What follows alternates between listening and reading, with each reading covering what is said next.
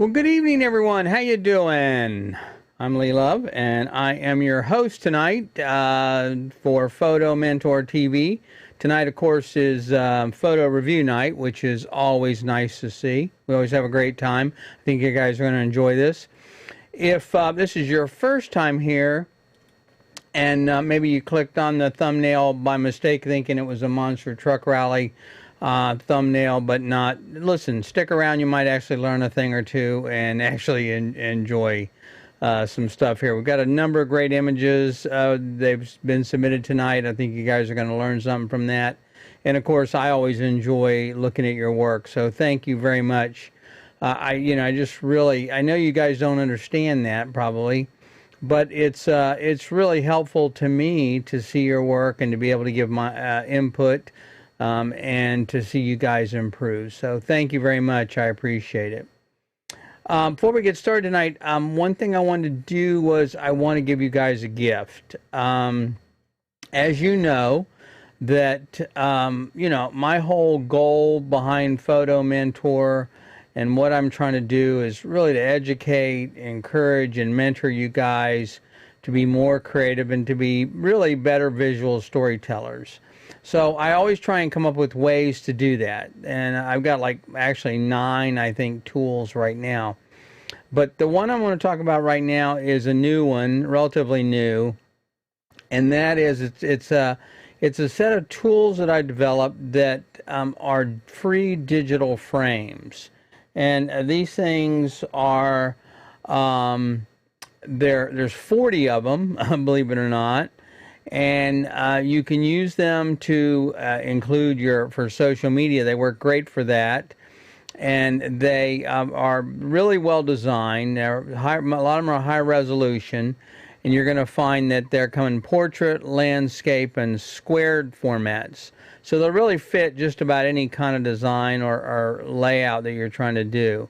They're also really easy to use. In fact, I have created multiple short video tutorials about 3 minutes long, and you can use Canva, which is a free canva.com if you want.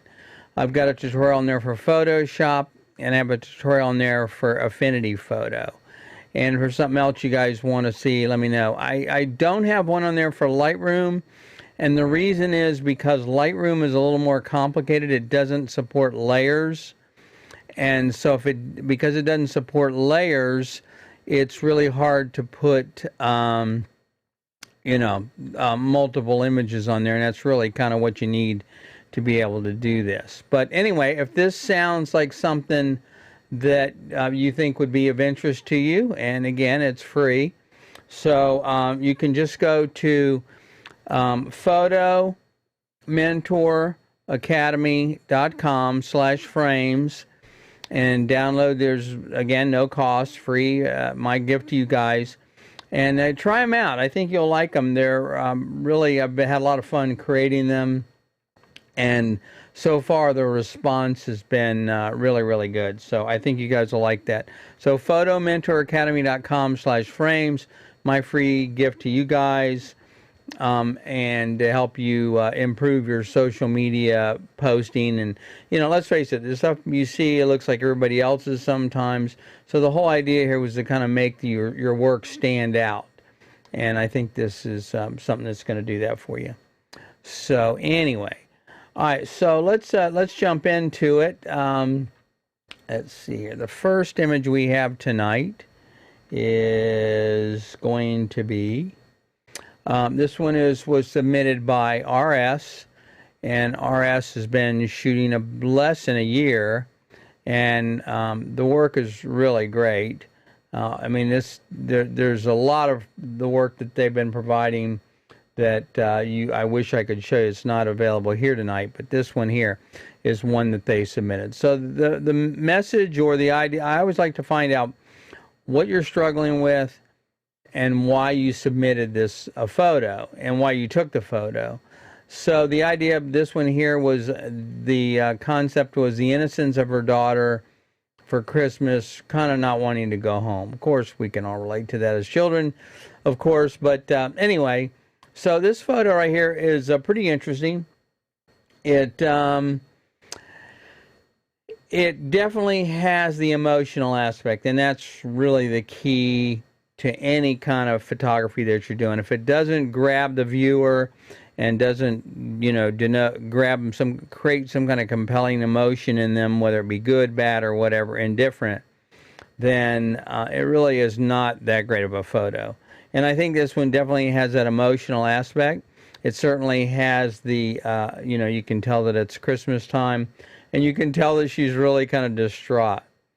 The composition's a little strange. I would like it to be next time RS. I know this is a quick shot. I totally get it. And so maybe a little looser, or maybe a vertical would have been a little better. She's obviously looking up at something. It's curious what she's looking up at. And the other thing, by the way, you guys, I should mention to you that this is your first time here. I rarely get into technical evaluations of photos. I mean, like you could say, it could be sharper, it could be this, could be that. But the reason I don't do that is because those things are so easy to correct that it's not worth really mentioning. It's much more difficult to create a compelling image using composition and the 7 elements of art to tell that story than it is to do the technical stuff. I mean, let's face it, the cameras are getting pretty sophisticated nowadays. In fact, that kind of brings up and reminds me of the quote I want to use tonight. It's, whoops, that's not the quote. This is the quote. And it is by Ansel Adams, of course, and it says, "There's always two people in every picture, the photographer and the viewer." So what he means by this is that when you're when you're creating an image like this, okay, then you have to remember the person that's on the other side of the screen. A lot of times I notice that we spend a lot of time thinking about what we think the photo should look like, or this or that, or what we're trying to do. But keep in mind, our job is to communicate. We are visual communicators. That's the real job as a photographer. And so that means we want to create a compelling image, we want to communicate something, we want to say something about our images. And it's not just, we don't want to leave it up and go, oh, well, that's just the way it is. You have to kind of figure it out on your own. I don't believe in that. In fact, a lot of people say, well, art isn't, objective, subjective. Well, yes, in a way, but the way I'd modify that by saying that art is not subjective. The interpretation is subjective, but our intent should really have a purpose. We should really be trying to say something with our work, and that's why we want to be very purposeful about it. So anyway, and before I forget, and this is why I harp so much on this. You're going to see me talk about this all the time, in that I talk a lot about the 7 elements in art, and that's line, shape, form, space, texture, value, and color. And these are the things that we use as tools along with composition. In other words, where we place things in the frame to communicate with people. So remember, the analogy I like to use is very much like writing. Okay, if you're going to write a sentence, then there's structure to it, right? There's nouns and verbs and pronouns and all kinds of commas and punctuations and things. And the reason that's there is because that's how you communicate. That tells the viewer or the reader what you're trying to tell them. If you just have a bunch of jumbled up words, it may be English or whatever language, but it doesn't communicate anything. It's just a bunch of words. And it's the same thing. I see the same problem with many, many photographers. Not in RS's work here, by the way. I'm not intending to apply that to this particular photo. But we're not intentional. We're not trying to say something. We don't learn these items, and so therefore we don't understand why one color would be more important than another, or why space, white space or empty space on one side of the frame would be important, or how to use framing. Those things are very, very purposeful, and the point is that the way the brain works is it picks up on those tips and interprets certain things. Whether we like it or not, that's just the way it is. Okay? So anyway, That is what I really focus on in doing these reviews. And so if we go back finally and we look at RS's photo, it definitely has the color, and it definitely tells you there's Christmas there. The red bow, the expression is priceless, of course, and the composition could be a little weird. It's a little weird. It could be a little better, I think, maybe a little vertical again, and not quite sure how that would look. Maybe I don't think you cropped it, but my guess is looking at the photo, it was something you took really quickly, and I understand why it's the way it is. So anyway, but you definitely have the emotion there. Keep focusing on that. That means more than anything. I have never had a client complain about noise of a picture, and then a client complain about color, unless it was outside the color scheme of what they were looking for. But they always look at the emotion of that photo. That's what they're looking at. It's only photographers that are pixel peepers and that are looking at the noise and all this stuff. Your client rarely will. So anyway, so that's the deal on the image number 1. Then image number 2 was submitted by OT, and OT has been shooting for 5 years or so. And one of the things that I like to ask people is that if you go and you do submit photos, by the way, to this, you can do that by going to photomentoracademy.com/photo reviews, and that will let you submit your photos. In fact, there's kind of a shortcut. You can also use review.photomentortv. You can also submit your photos that way. But one thing that OT said, which I really kind of struck me, is that they said one of their problems is they always compare their work to others. They watch YouTube videos, and they look and it says you should do this or you should do that to strive to make better pictures. But there's a balance in that, as they're discovering, and that if you spend too much time looking at other people's work and not your own, then you can either get depressed or whatever. You can go, number one, you can lie to yourself and say, oh, my work's better than that, which sometimes it is, quite frankly. Or you can get depressed and go, I'm never going to be that good. And what I want to tell you, OT, is ignore that. It's okay to look at other people's work, but do not compare yourself to that work. Maybe this isn't the best analogy, but I think of it as a musician learning to play an instrument, okay, right? Let's say you're learning to play the guitar or something. The first thing you do is you learn the chords, okay, and how to the pick and how to hold the pick and that kind of stuff. That's kind of the basics of photography. That's aperture, shutter speed, ISO. Then the next thing you do when you're learning guitar and you get a little better, you buy a songbook, right? And you look at other people and you start to play other people's songs to figure out how that works, learn the chords, that kind of a thing. But if you stick with it, what you're going to find is from there, then you start improvising and you start kind of maybe taking those chords or riffs and you start making your own. That is really the goal in photography as well, is to be able to look at other people's work, be inspired by it, not necessarily copy it, but don't compare yourself, because we are all on different parts of that path, right? It's a journey. I don't want to go too much into this, but it's a big complaint of mine when I tutor people or talk to them about who they're using to take courses and stuff from. I have one woman, for example, I was talking to her, and she said, oh, this guy's done this, and he's been in this magazine, and this, that, and the other, and she's going on about how great this guy is. Well, that's good. But then she's there asking me questions about her flash, her basic flash. And I'm like, well, this guy must not be too good if that's the case. But the point is, it's not about my journey. It's not about my accomplishments. It's not about the person you're talking to's accomplishments. It's about your accomplishments. The question you should be asking yourself when you're talking to somebody that's looking to mentor you or an instructor is, can this person help me get to where I need to go using my background, using my journey, using my skill set? That's the trick. It's not whether I can do it or whether someone else has done it. It's whether you can do it. And that's really a pet peeve of mine, is a lot of people want to talk about how they've done things and brag about their work. It's not about my work. It's about your work and how you get there. So OT, that's my advice to you is, here's something you might, a little tip you might want to try. Pinterest is really good for this.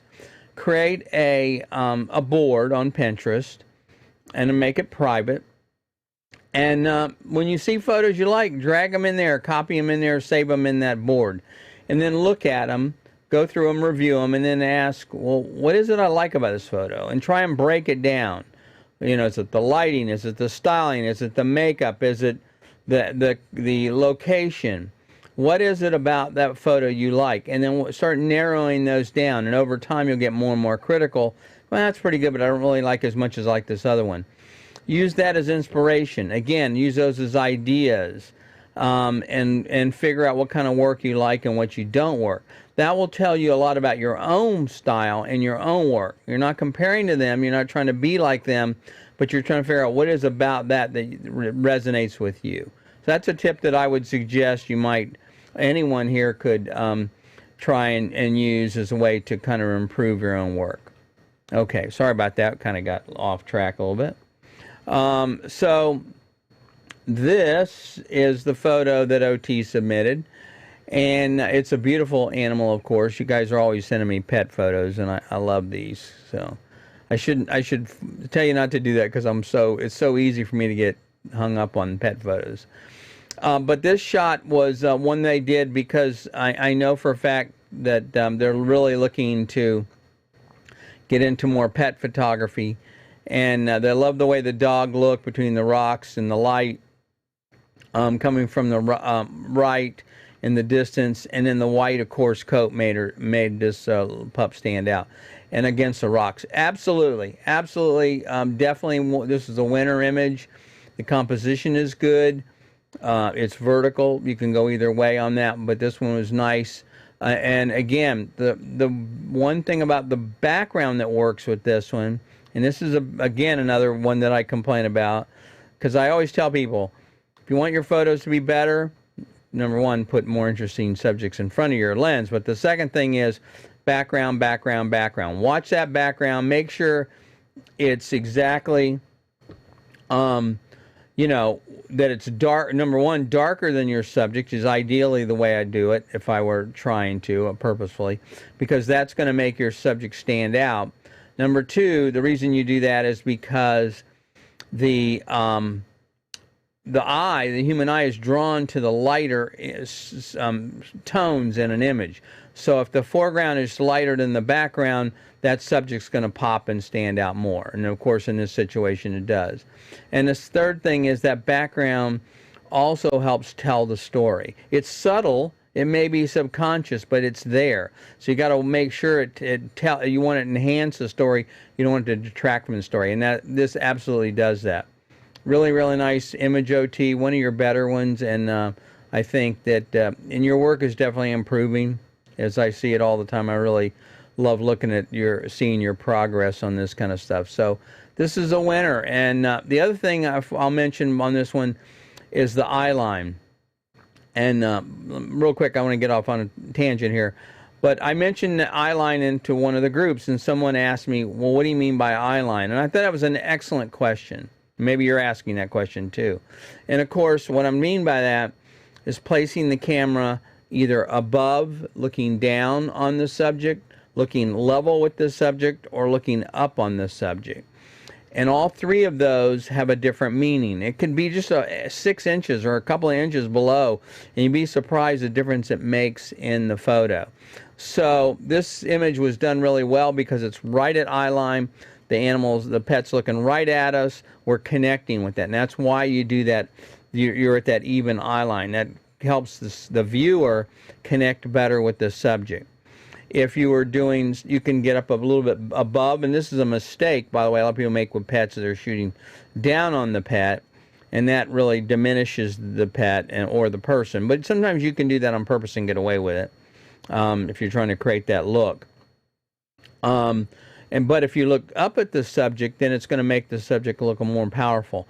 I use this a lot when I'm photographing sports figures or somewhat CEOs or people that are trying, want to look a little more authoritative. And it doesn't have to be a lot, just a little bit. Just get down a little bit and shoot up on that person. If it's a sports figure, I might make it a little more extravagant or extra, looking down on that, looking up on that person. But that can make a huge difference in your photo. And this is a winner in the way you did this one. So nice job, OT, on this one. Good job. Okay, let's see what the next one is. And this is also from OT.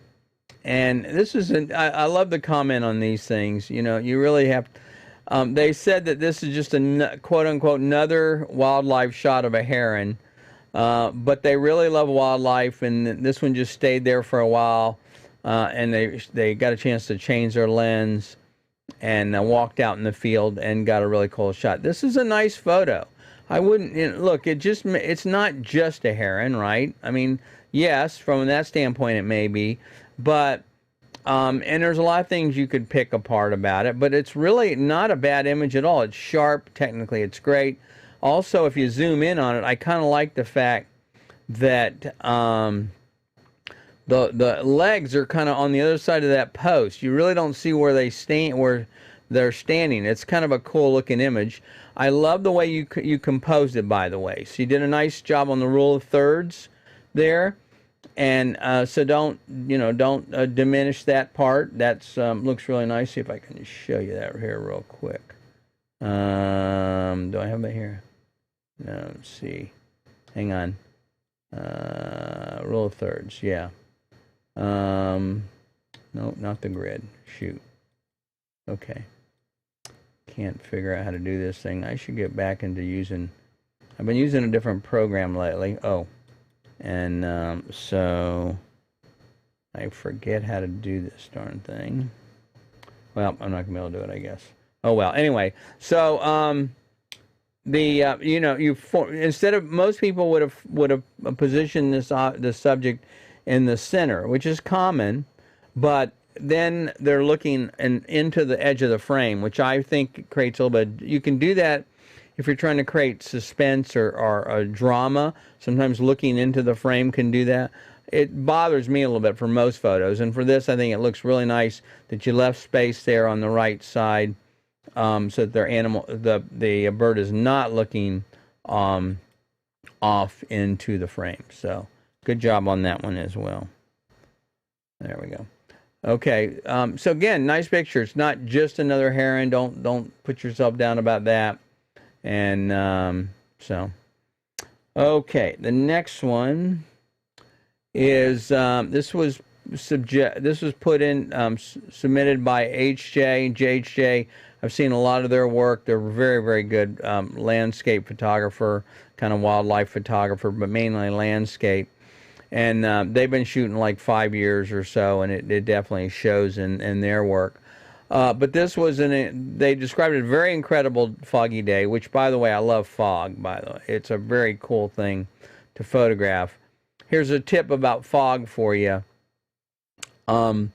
It's really hard to shoot. It's hard to capture, believe it or not. And the reason is, most of us, when we see it, well, it looks cool, we'll take a picture. But then when you look at it in your camera or on your computer, there's not much contrast to it. It's kind of washed out. It doesn't really, it's hard to capture. And here's the reason.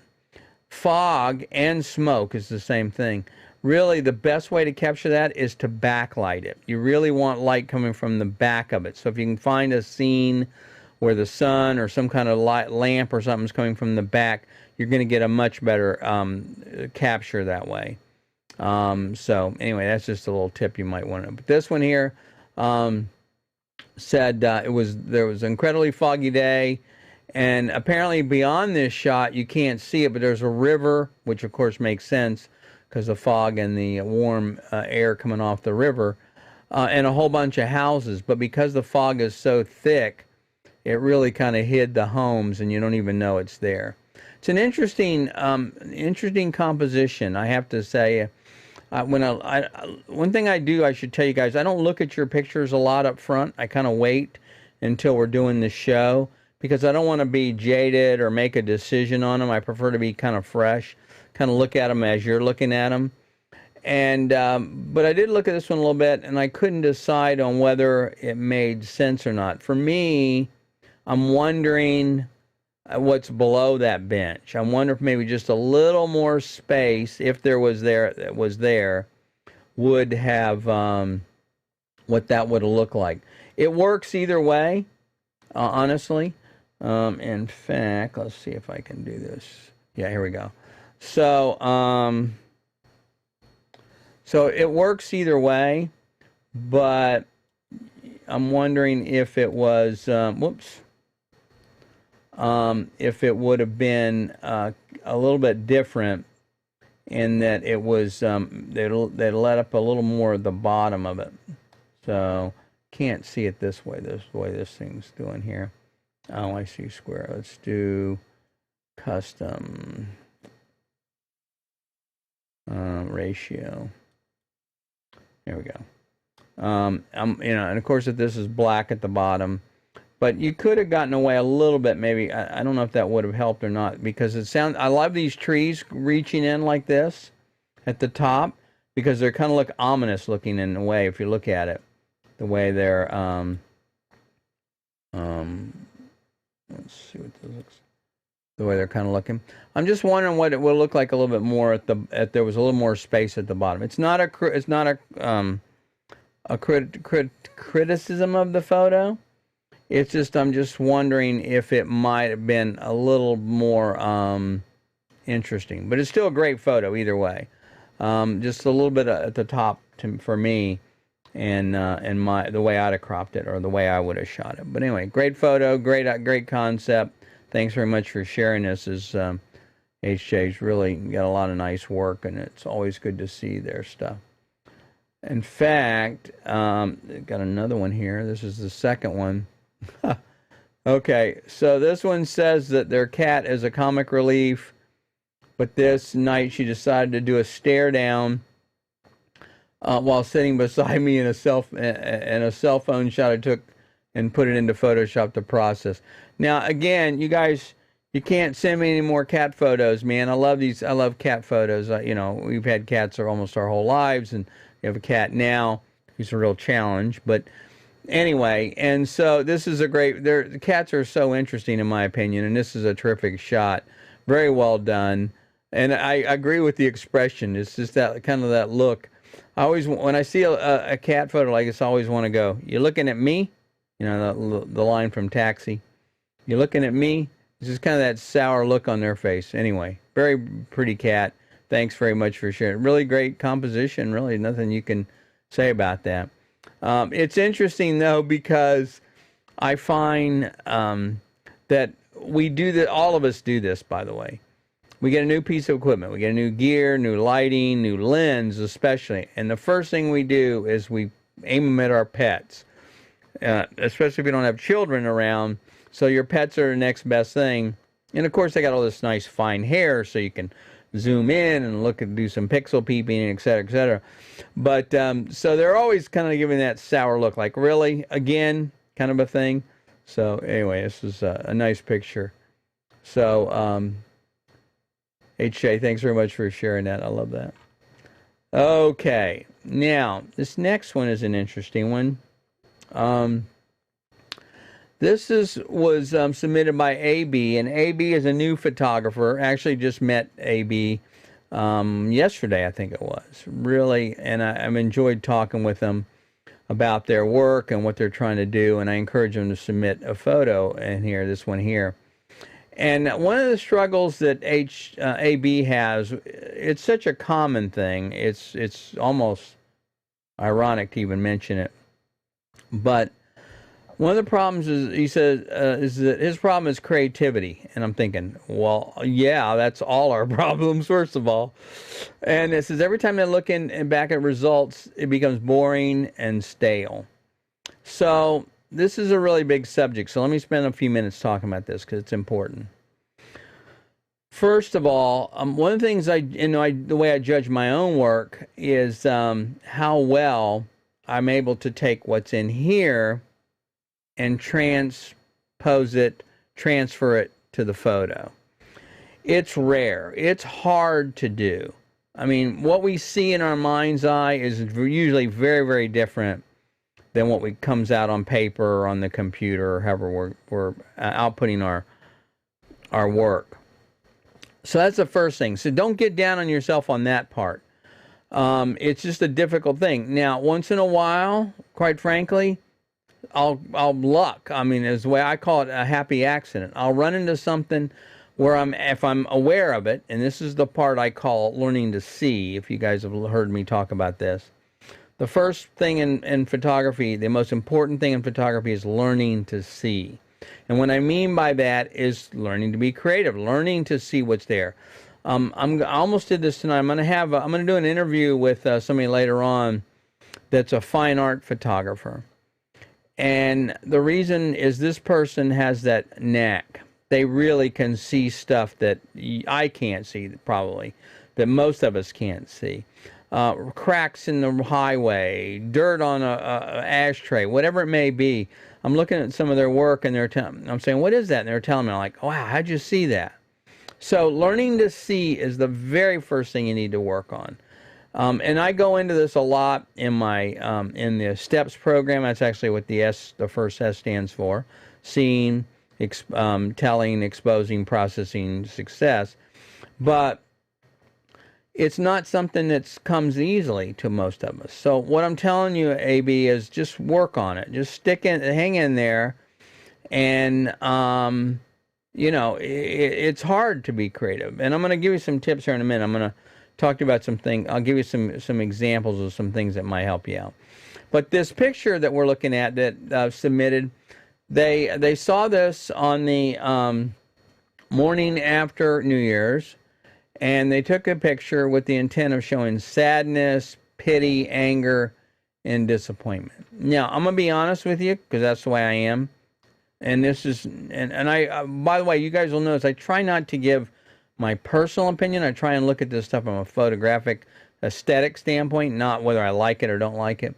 I don't think, AB, I don't think you achieved what you're trying to do, and that's the most important thing here. I don't see sadness, pity, anger, or disappointment.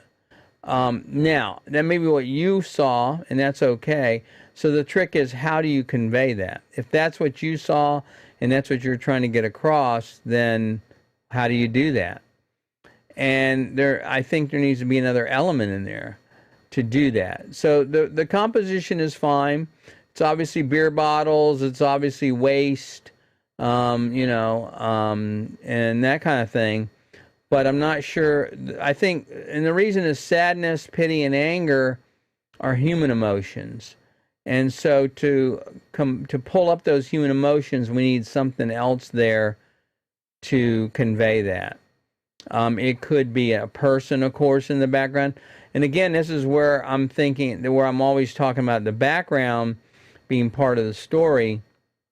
It could be something in the background that shows that, like a sign of, I don't know if there was in front of a bar or if there was something else there, but if there was another angle. The other thing is you could do is maybe shoot down on it. I don't know if that would have helped at all in this particular case, but always move around the objects or subjects you're trying to do if possible. It's hard with landscape, of course, but shoot from one angle, move around, move from another angle, shoot down on the object or subject, move around, shoot from because sometimes what you're going to find, quite honestly, is the best picture is behind you. I know this sounds silly, but it's happened to me many, many times where I'm looking at, so I'm drawn to one thing, but as I start moving around the object, I look behind me and there's actually a better picture. So anyway, that's one thing to do.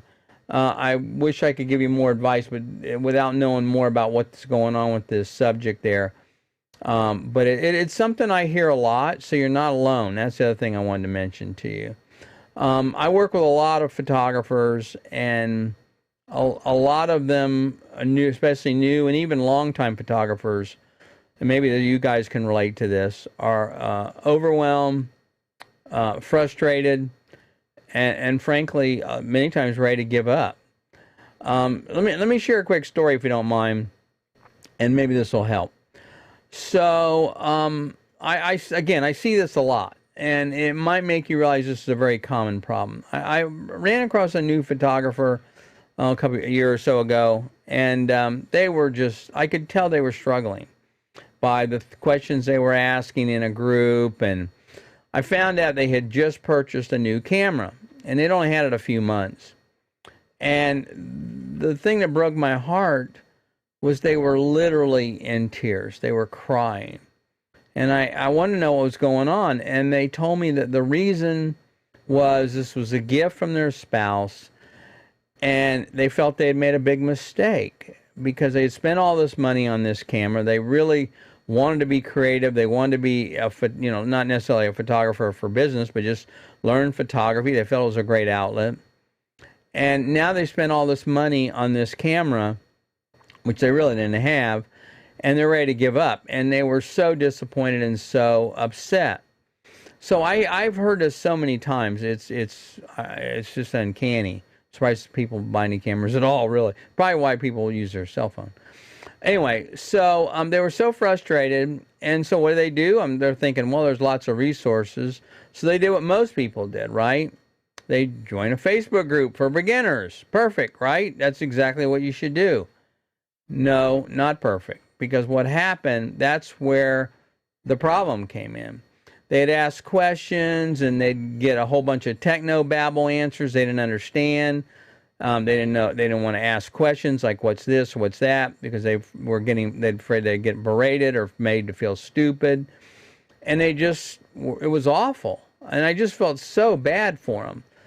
So, and they just, what happens is they got no help at all. So they received all kinds of platitudes and the same old advice and myths I read over and over again. And you guys have probably all heard, right? Like, okay, you got to learn exposure triangle. That's the first thing they tell you. You got to shoot on manual. They tell you that too. And then what they do, they post some cryptic graphic of a triangle, which honestly, I'm not sure I understand when I look at the way they're supposed to be interpreted. I understand exposure triangle very well, but believe me, I'm not sure the graphic does a good job of doing that.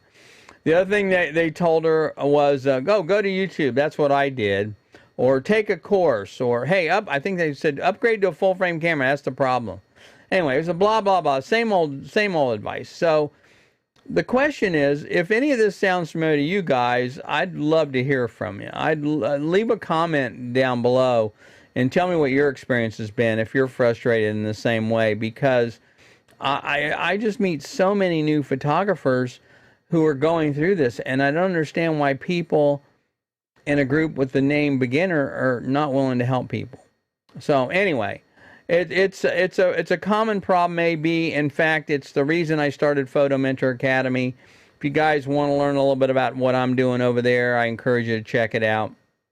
You can go to photomentoracademy.com/steps, and I've got some stuff there, kind of like the things I'm talking about. I don't want to go into it here, but to give you some more information on what I'm doing over there and see if it makes any sense to you at all.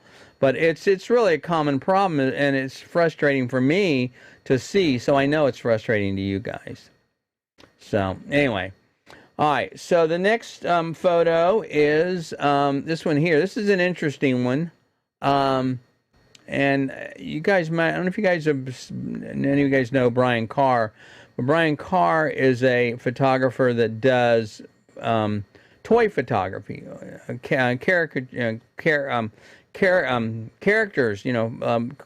that are real, that are not real, but they're small, but he photographs them and they look amazing.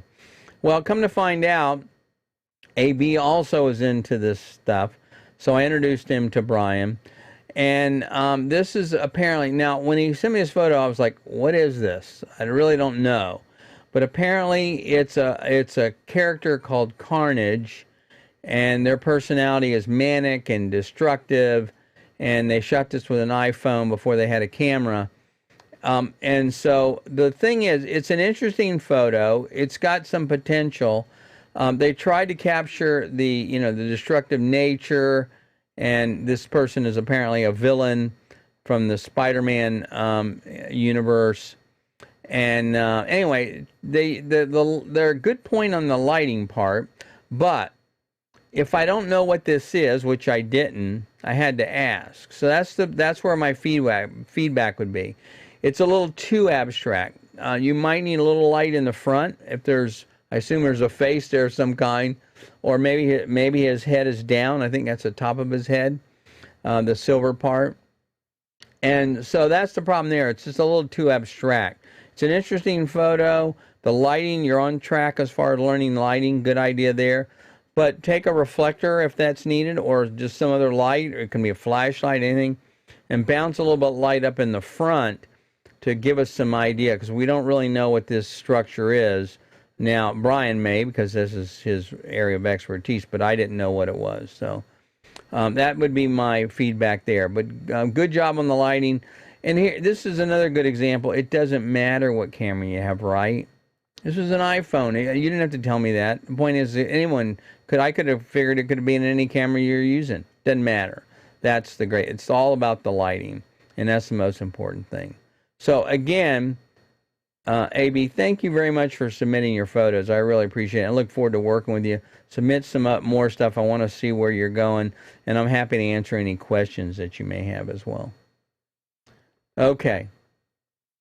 So this next photo, this one was submitted by J.A., and J.A. wanted to show a story of their friend who was, I guess what they're doing, it looks to me like they're being interviewed, and so I guess there's a person there in the foreground that maybe taking their picture or something. So it's kind of hard to say. Let's look at it here.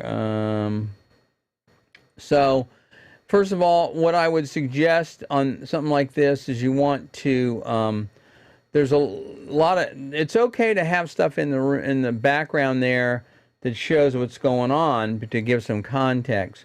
But I would say on this one that it's probably a little too much. Let's see. Yeah, so this is, you can do it this way. You can show I'm gonna have to change software here. Can't believe I can't figure out how to do this thing here. Where is I don't want a new crop preset. I guess 4:3 would be a good one to do it with. We can do it this way. Okay. So this would be one possibility of the way you could crop this thing, and still get the message across. Okay, she's the most important thing. That's another thing you guys got to remember. What's the most important aspect of the photo? Who's the hero, as I call it? And you want to make sure that that person is right up front. You know, that's the person that your eye goes directly to that. So in this particular case, it's not the photographer, it's not the stuff on the left-hand side, it's really your friend here, which I assume is the person being interviewed. And so you might want to crop the picture this way. You can leave the top there because, you know, showing that that's, obviously it looks like a bar or restaurant, showing the emotion there, that would be good. And it's kind of unfortunately, a little bit of an unflattering picture, I think, because of the expression on their face. But it's nice that you got a photo of them and that they appreciate it, and I'm sure. But anyway, that's the thing, is just look at the cropping on that kind of a thing and kind of try and draw the viewer's attention to where you want us to go. Okay? And if you look at the difference between the two, between that and that, it's obvious then that way what's the most important thing. But when you look at this right here, there's a little bit too much space that's distracting to the eyes. What happens is you start wondering, your eyes start wondering, oh, what's that in the background? Is that a bar? What's that? Oh, what's that thing? And you don't want to do that. You want to make sure that you're drawing the person's attention to the most important thing. You can do that either in camera or externally, but that's the idea with that. So anyway, Jay, I think this is your first time submitting an image. Thank you very much. I really do appreciate it, and I hope this is helpful to you. So submit more of your work. I want to see what you guys are doing. So thanks again on that. Okay, the next one is, let's see what we got here. Okay, so this is an interesting one. This is from HH, and HH has been shooting about 3 or 4 years, and says that sometimes when photographing wrestling, something is in the way. The coach, the referees, tangled bodies, no faces. That's exactly right. And they submitted this one because they like the way that it catches the face and the eye and the framing of the arms. Absolutely. So, I don't know if you guys know, I don't talk much about my background, but I also used to be a professional sports photographer, and both for television industry and also as a photographer. And one of the keys is you want to try and do everything you can to capture both eyes, because that's going to show expression and emotion. So many times you get the back of the person's head or the side of their face, and it's okay, has some emotion to it, but you really need those eyes to connect to the subject. And that's exactly what you've done here. So, HH, this is excellent. I really agree with you on that, on the eyes part. In fact, you might even, I'd be curious to see, I'll try and mess this one up too now. I even wonder if what it might look like if you could go, see if I can rotate this a little bit here. Whoops. Messed it up for sure that time. Whoops. Sorry about that. One of these, I'll grab one as the right one. Okay.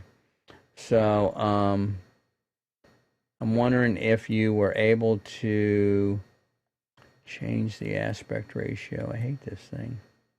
Can't figure out why I'm even decided to use this. This is not right. Yep, sorry about that. So, and I did this before too, and I can't remember why.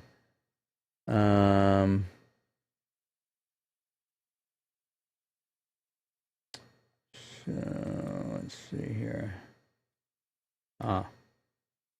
There we go. So I'm wondering if maybe, I mean, you want to show the people in the background if you can a little bit, but not too much of it. And I'm wondering if possibly a crop like that might even be a little more, intensive, especially with the eyes. Again, you're getting more in the eyes. You could even maybe go a little tighter on that. But if you look at this, which is the original photo, to this, it makes it a little more intense. See, now we're really looking at the eyes. In fact, let's just see what happens if we go a little crazy of it. Let's see if we can do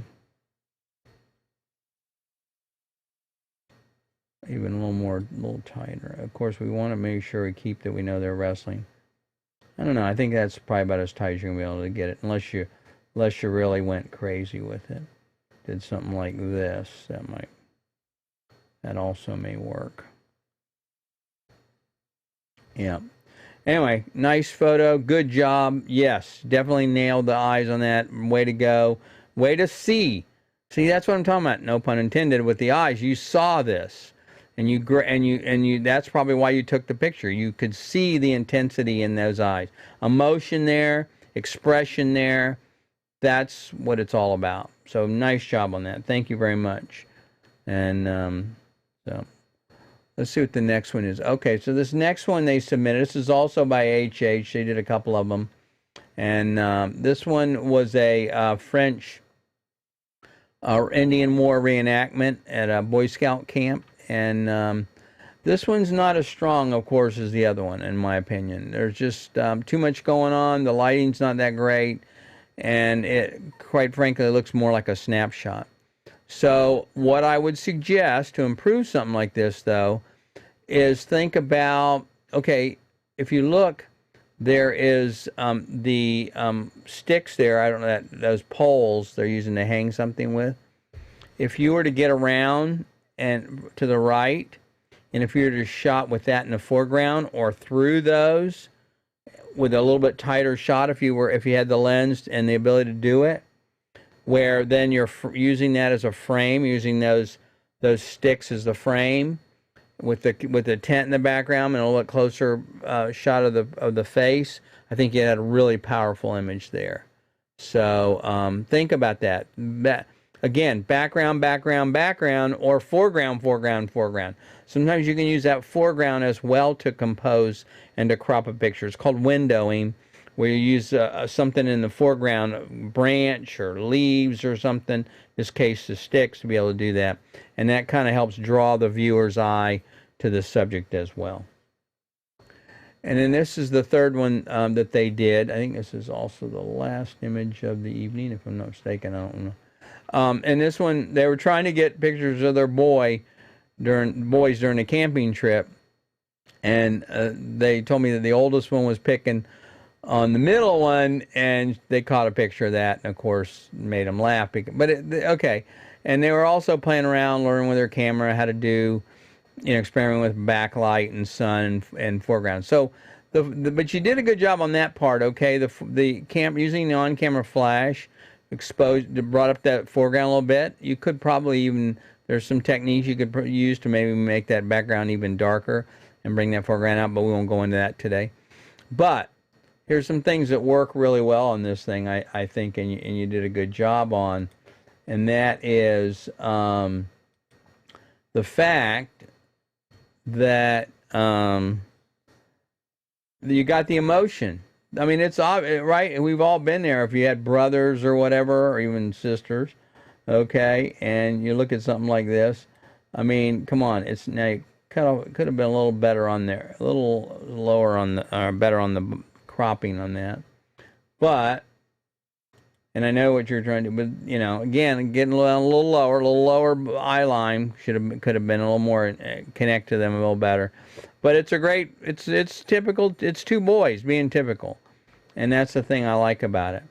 And so anyway, it's nice.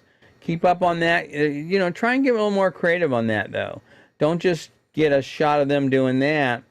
Again, if you don't. We tend to shoot things straight on. What if you'd have been at an angle on that? I know, again, this is kind of a spur of the moment kind of thing. It's nice to be an armchair photographer. Oh, you should have done this. I can't do that because I wasn't there. But I'm just talking about in the future, if you're lining up on one side, and think about if you had the boy on the right with his face on the right side, and so the boy on the right with his face over here, and then the boy on the left with his back in the background. Just look at what that shot would have looked like, kind of lined up like this. Okay, that could have been a very interesting angle as well.